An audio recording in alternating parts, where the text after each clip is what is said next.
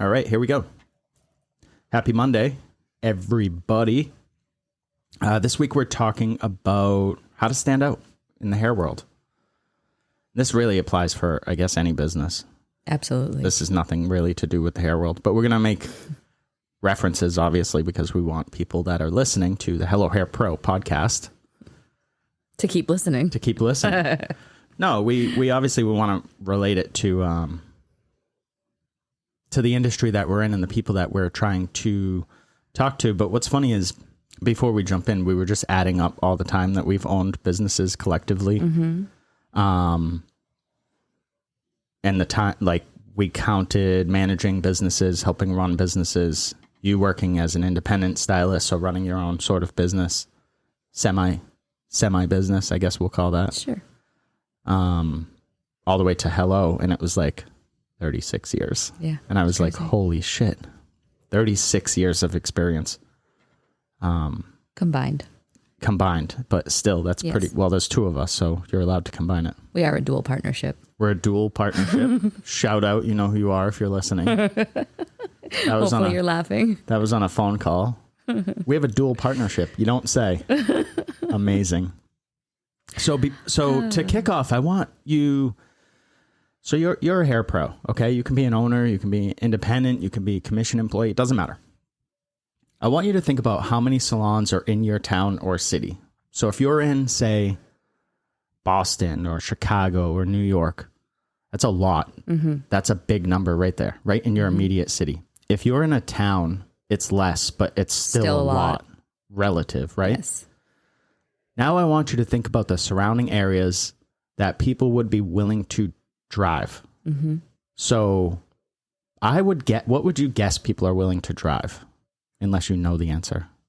I guess 20 minutes. I was like, I would probably go 20 minutes.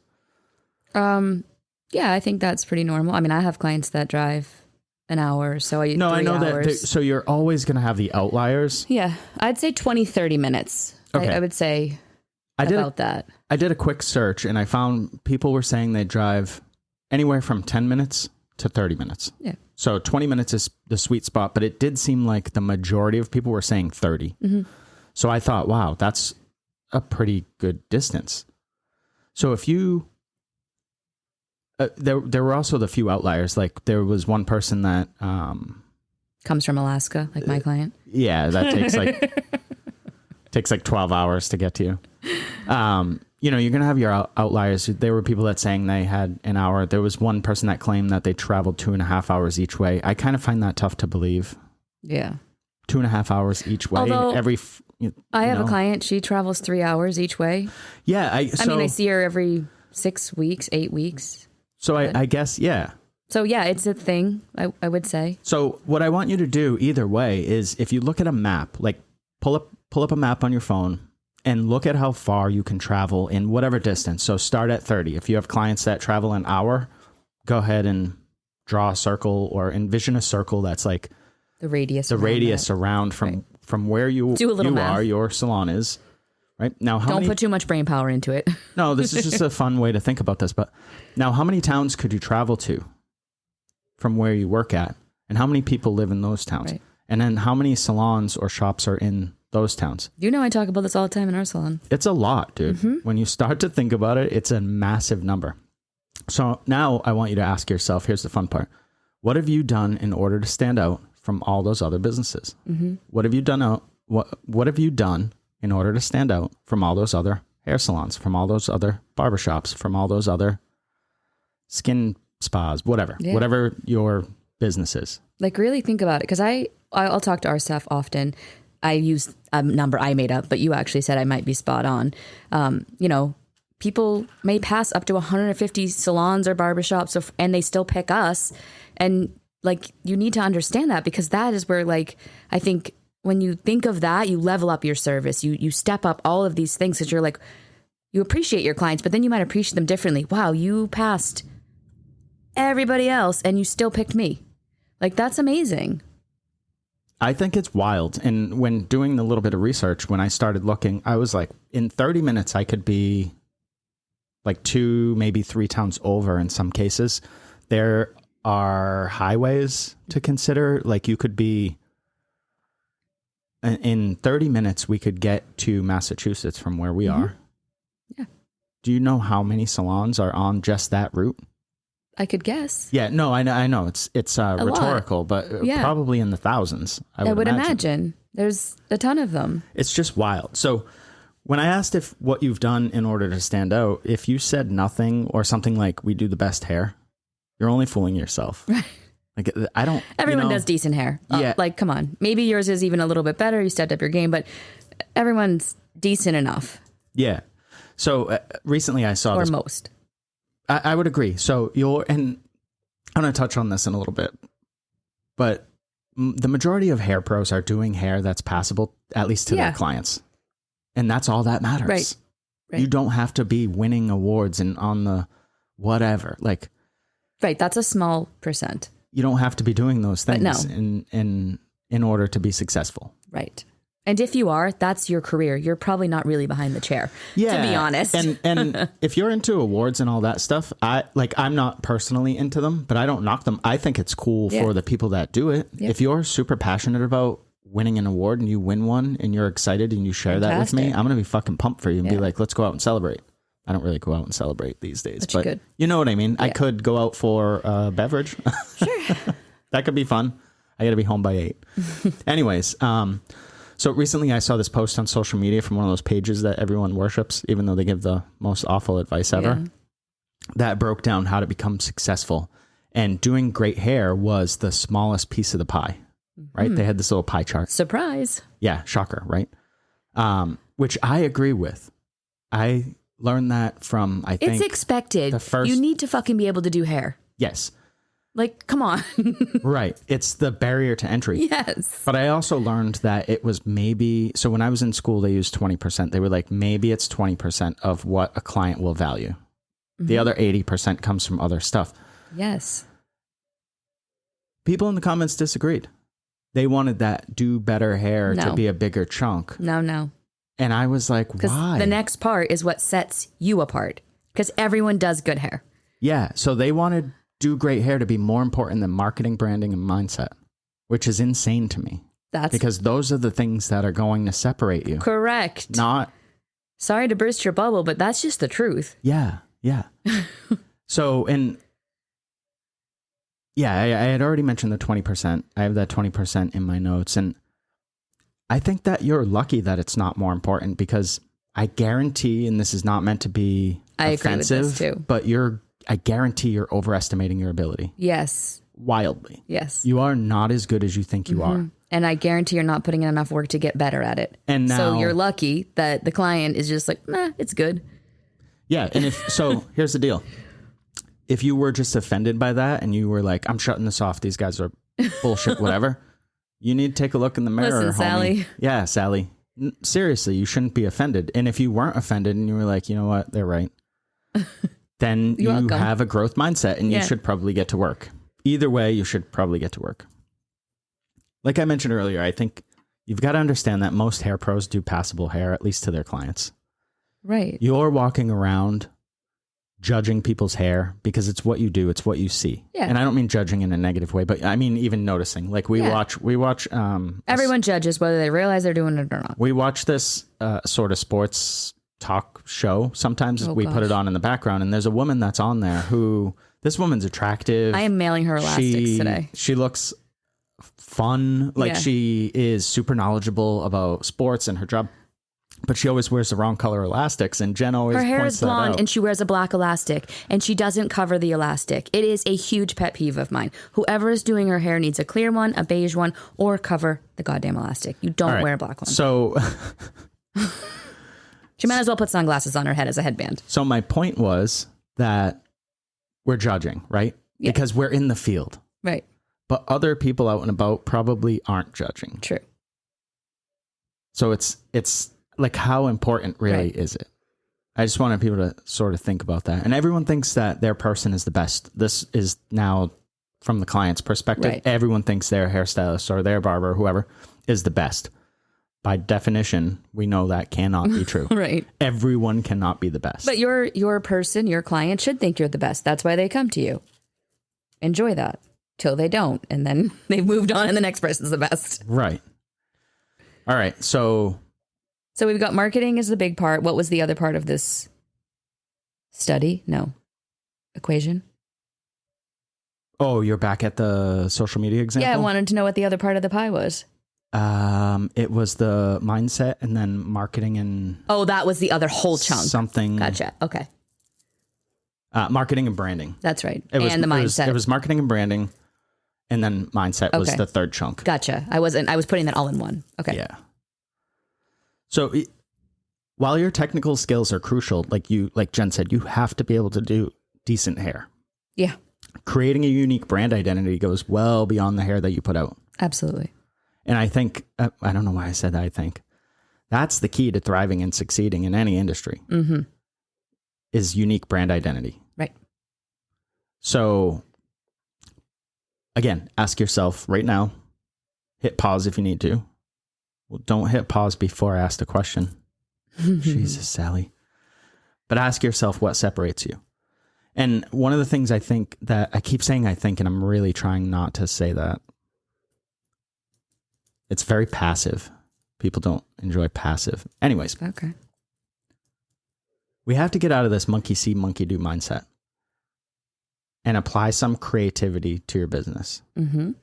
Because everybody in the hair industry is like, we're so creative. Really? You're doing literally the exact carbon copy of the salon down the street that you came from. Right. You left a salon, you went to a new salon, or you opened your own salon. Put some new colors up. Right. You put up some different colors and you're doing exactly the same things. You have exactly the same products. You have exactly the same software. You just are doing the same thing. That is the opposite of creative. Right. You have not put any effort into anything. I have talked to a few people when they're going out on their own or opening their own place. And, oh, have you? Well, yeah. One of the first things I say is, since you're now in the working through it process of all this, really figure out. I mean, planning. The working through it process. Whatever. Somebody just resonated with me on that one. Take this time to find your identity, to separate yourself from the salon you're leaving, to really create your own experience. You can take bits and pieces and be inspired by the things you liked, but what made you want to make a move, whichever direction you're going, and let's run with that. Not like, well, I used to do this, so I was thinking no. Inspirations, and then move forward on what really would define the best working place for you, because now you're able to create it, and that's cool. And that's what makes you stand out. Yeah, for sure. Because so if you leave somewhere and you recreate the salon or the shop that you're at, I guess that salon should feel special because you're just doing the same thing. I don't know. Well, but if your clients are following you, they weren't really into what that place was doing. Right. If they were super into what that place was doing, they're not following you. Or they're following you to see what you did. And if it's almost the exact same, they're probably going to go back because that place has been doing it a lot longer than you, and they're probably doing it better. They're definitely doing it better. Right. You haven't had time to learn yet. No. So that's where it's really important to be creative in this spot. Unless they've become complacent and then they're not doing it better. Sure. Whole other topic. Yes. I think we talked about that last week. Yeah, a little bit, I think. Or one of the last weeks. Anyway, so what are some things that don't separate your business? Because I keep seeing these things advertised, and I'm like, that's not a thing. But can I start? Go ahead. So the beverage situation. This one drives me insane because I feel like salons, maybe barbershops, I don't know, have taken this new identity that instead of it being about let me finish my thought. Sorry. Instead of it being about, I do amazing hair, you are making it about the martini of the week, the beer of the week. I don't think there's anything wrong with having that stuff. We have drinks at our salon. We have beer, wine, coffee, tea. We just don't advertise it. Yeah. It's not part of our identity. When you sit in our chair, we talk all about the hair. And then before I go to mix your color, I'm like, did you want something to drink? Or while you're processing, I will ask that. But if that's what you came for, that's ridiculous to me. That is not what our brand is about, nor do I want it about that. It's an offering that I have to make you comfortable if you're thirsty, but it's not what we're all about. And it drives me nuts when people are advertising about their drink situation. So are you a restaurant or are you a salon or barbershop? Now I'm confused.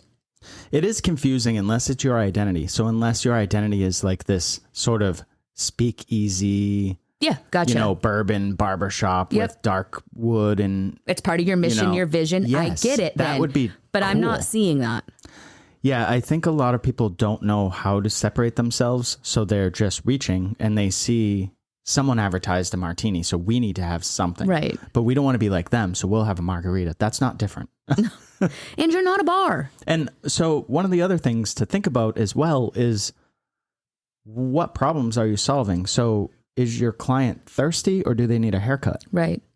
Here's what else I do. I've talked to our staff about. As a leader, you're also, I feel, training your staff or anybody that works under your brand, whatever you call them, your service providers, that the hair they offer isn't enough. They have to add on all of this sparkly stuff to make the hair feel more important. And that's wrong. It should be their hair is the most important and everything else that is there is just there to be there. But it's all about the hair that they're offering to the client. That's what the person's coming in for. And probably your environment, but it's about the hair, not the drinks. Yeah, for sure. We're going to talk about environment too. So say you're a booth rental salon. You want to stand out? Saying, hey, we have 2 free weeks when you start and we have towel service. So what? Yeah, everybody. So does every other booth rental or whatever, independent suite, like whatever, setup. And here's what's going to happen too.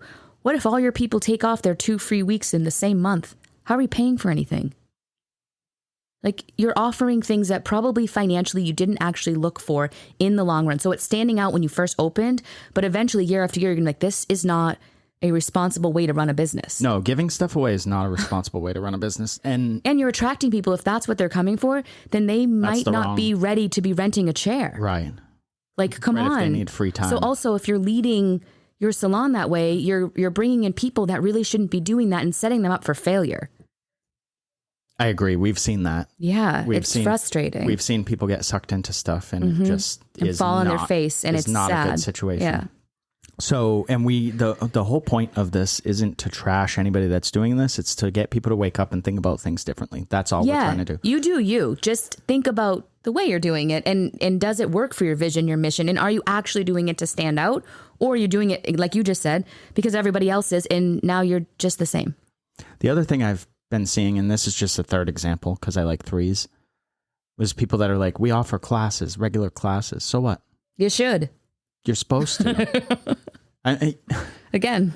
And it doesn't need to be in your salon. You can find education everywhere. There's a whole internet. You can do online stuff. We're going to talk about education in a different episode, but I would maybe get together and take classes as a group if you're doing it online, so that then you can apply some things right after, or correct things or whatever. But I digress. Yeah. Again, if education is your thing, how are you going to stand out? Everybody pretty much offers some sort of education. So what makes yours different? The other thing that I love to pick on, and I'll just leave it at this, is that's not separating you, is your social media captions. Yeah. They're horrible. Anyways, let's talk about what can help you separate your business. Let's do it. Differentiation. So it's not just the services that you offer, but like you mentioned earlier, it's the experience. Yeah. It's the atmosphere. Yes. And here's a big one, people. Listen up, because we're seeing this in big business right now in the United States. It's the values that you convey. Mm-hmm. If people align with your values, they dig your atmosphere, and your experience is good, you're their it person. That's it. Yep. You win. They will rebook. Absolutely. You are all set. If something is off there, just fix it, because people will give you some chances. Yeah. We will have people come into our salon and even give us multiple chances, even if they weren't completely satisfied or they didn't completely connect with the hair pro. Right. And that's no big deal. No, not at all. It's normal. I've been asked, though, what would happen if I wanted to see someone else, or would it be okay if I switched, or what? Yeah. Yeah. Our culture right now, nobody, it's welcomed. Yeah. They want to keep the client in the salon. They want to keep them happy. I have someone's hair that I cut that was seeing someone else that at the salon, and I offer her to book with the other person every time. I'm like, do you want to rebook with so-and-so? I'm happy to do that. And then she'll be like, no, I'll just reach out. Okay. Okay, that's fine too. But I don't want people to think like they can't go back and forth or they can't switch between us or whatever. Because I have a client that we just did a budget yesterday, and she's like, I think I can afford to see you 3 times a year. Are you okay if I see my other girl who's closer? She drives over an hour. My other stylist that's closer. I don't. And you were like, no, pick one. So no, I'm just kidding. I actually was like, so she's like, if I come every 12 weeks, and I'm like, I think if you come every 16, I'll see you 3 times a year, whatever that is. And I think then you could actually commit to it. And she's like, you're totally right. So I'm like, I should see you again here, reach out, and then this is how we'll do it. And she's like, this is amazing. Like, I don't care. I just want to see her, but I'm not for her the whole year. So I will be her in-between person. And that's where it's at. Especially she doesn't like how other people cut her hair. So it was really about the haircut. So that's how she'll stretch out her haircuts every year. Perfect. Yeah. But I'm not offended. If anything, I was more happy to have the conversation and figure it out with her on a way that we actually could make it happen. Interesting. So you were helping solve problems and challenges for clients. Yeah, isn't that amazing? Not just slapping color on and running out to the break room and hiding. Nope. All right. And if I do run out to the break, I'm like, I'm just going to grab a snack and then I'll be right back. Which I usually steal from you because I forget mine. I'm a good snack packer. What else can you do to separate your business to stand out? Tell us. You have to build trust and recognition. So a standout business gains trust and recognition when clients perceive the business as exceptional, meaning different. Mm-hmm. They feel more confident in choosing the services because I guess it aligns. Yeah, makes sense. You know, and they feel, I mean, once you build trust, that's that. And it's not just through expertise, but consistency and delivering on the unique promises that your competitors might not.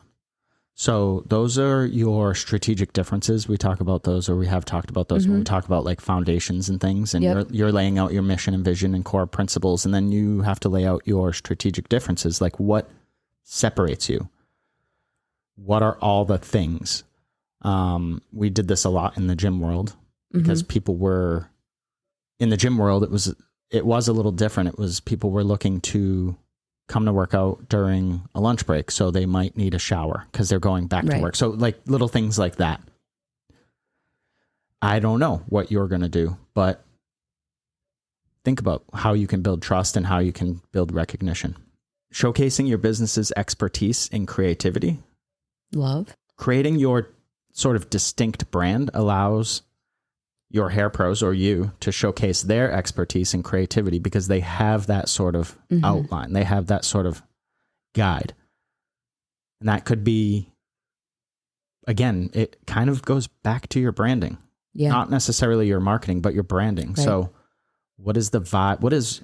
If you don't understand the difference between marketing and branding, here's the deal. So branding is more than your logo and your colors. It's like your vibe, your aesthetic, I'll give you a tip. If you go on your website and you look at your website objectively, and then you walk into your salon, did the website set you up? Do you feel like you walked into the website? Do you feel like these things match? They're cohesive. Sense. They flow.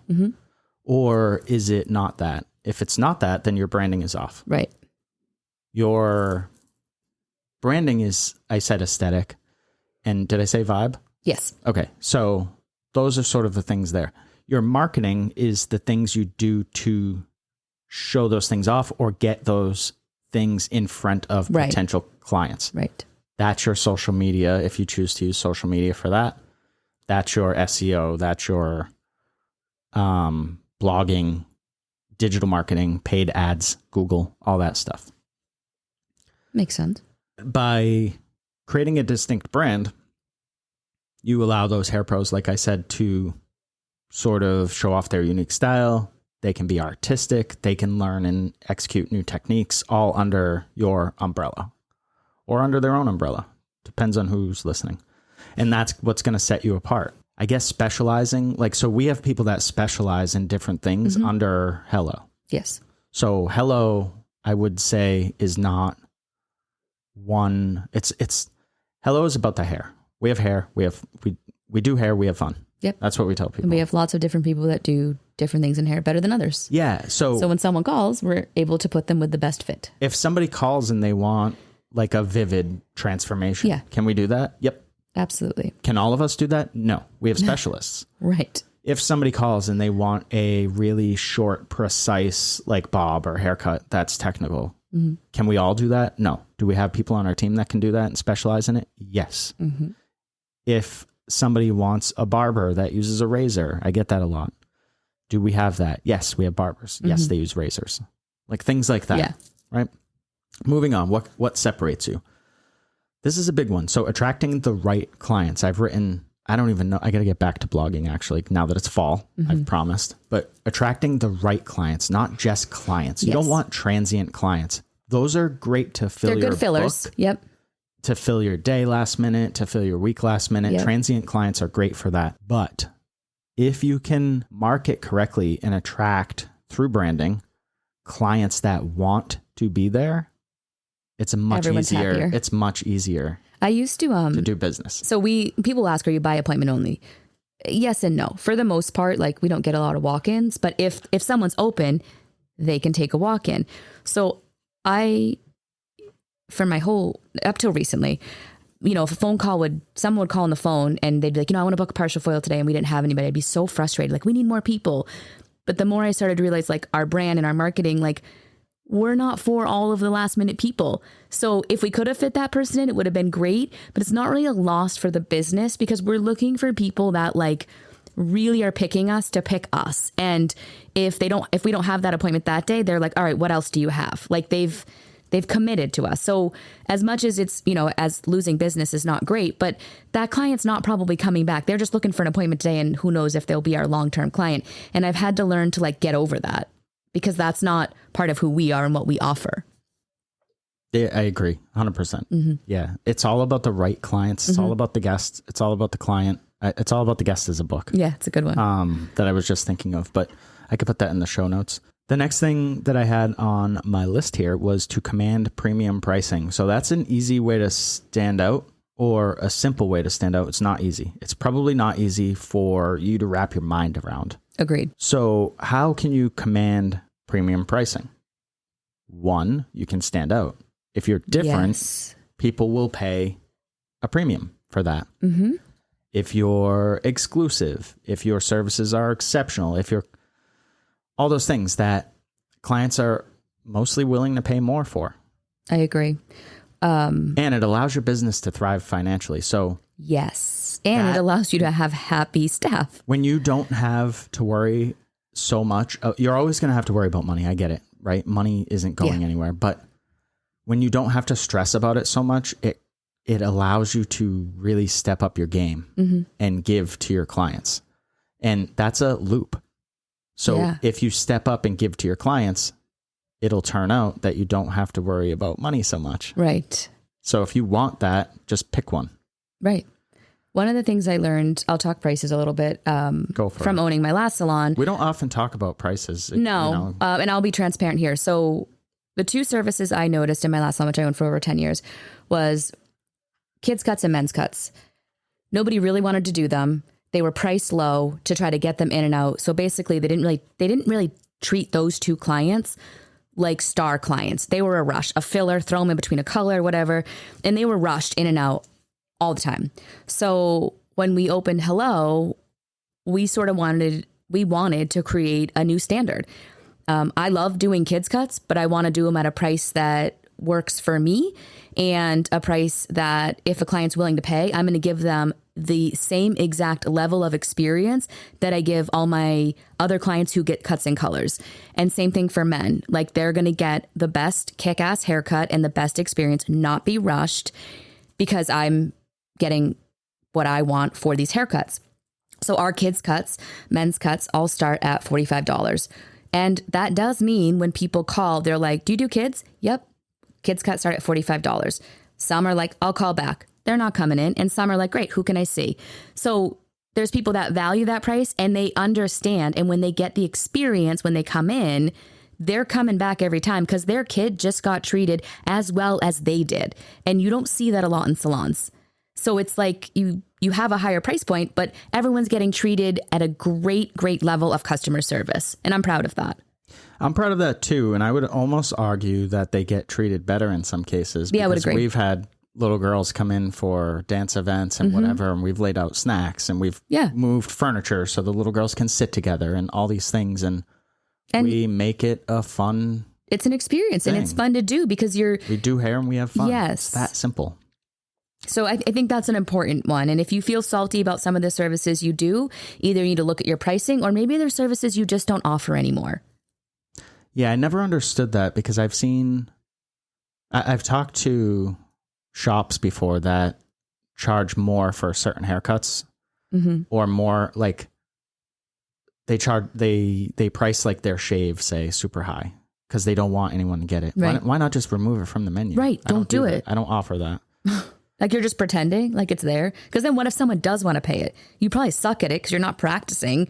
And you're just like now like having a panic attack because you haven't done one in forever. And you have to grab a balloon and practice. Isn't that how they teach you in school? I don't know. They don't do that. Just made that up. They might in some schools. I did not learn on a balloon. All right. Some other things we're at the half an hour, so we'll kind of speed things up. But innovation and adaptation. Yes. Right. A standout business is often at the forefront of innovation. Yeah. And I mean real innovation, trying new techniques, experimenting with trends. And I'm not talking about hair techniques. Right. Innovation is even technology. How to run your business. Like new I don't want to get into pricing structures, but a new pricing structure based on what you need to make and not just based on the salon you came from or the air or the place across the street. Yeah. Right. And adaptation keeps your business relevant and exciting when you're changing things. When you keep stuff the same, it's complacency. You've heard us talk about that. You become stagnant. And if you're not moving forward, you're moving backwards, period. Another thing is to build stronger client relationships. I think you've talked about that a bunch. Just connect with your clients. Like, so for example, we don't often double book at our salon. Correct. There are scenarios where you're fitting people in or like we said, people come together and they want the services together. Or like, I know you have cousins that come in together. Yeah. And that's great. But generally we have time to talk to clients while they process and sit down and make a tea or a coffee and sit with them instead of be like, do you need anything? I'll check on you in 15 and then run and hide. Yep. So we're really making it about the client. And then longevity and resilience. So don't change directions without thinking it through. Yes. i.e. the pandemic. Yeah. When the pandemic came, everybody changed everything they were doing. Spazzed out. And and it was a spazzy time. But I don't fault people for it because that was a sketchy time. But at the same time, what were you making decisions on? What did your mission and vision say to do? Right. Because that should guide you. Or it's time to take a pause and figure out what you do need to do in a situation. Yeah. Rather than just freak out. So this is a really dynamic industry. People say there's a lot of change. I don't always agree with that, but here we are, right? Talking about it. So unique offerings and longevity will set you apart to the point where you're not really susceptible to like a price war. So you don't have to worry about that and other, I guess, competitive like pressures. And that's where you fall into that monkey see, monkey do mentality when it's like, oh, I saw this salon on social media is doing really well. What are they doing? I'll copy it. Don't do that. First of all, you don't know how they're doing. Yeah. And doing well is relative to each individual business. Exactly. So do you have anything else to add? We'll wrap it up. All right. So in closing, building a standout business is about building or crafting your identity that reflects not just the technical skills, but the heart and the soul and the creativity of the pros behind it. And it's a commitment to delivering exceptional experiences that leave a lasting impression on your clients, on the industry, or on the community, right? Yeah. On anybody. And so here comes the challenge, right? I challenge you to write down, if you're still listening, 35 minutes in, I challenge you to write down a list of 10 things that truly separate you from the pack. Love it. Do that and then share it with us if you'd like. Love you don't have to, and that's it. We will see you next week.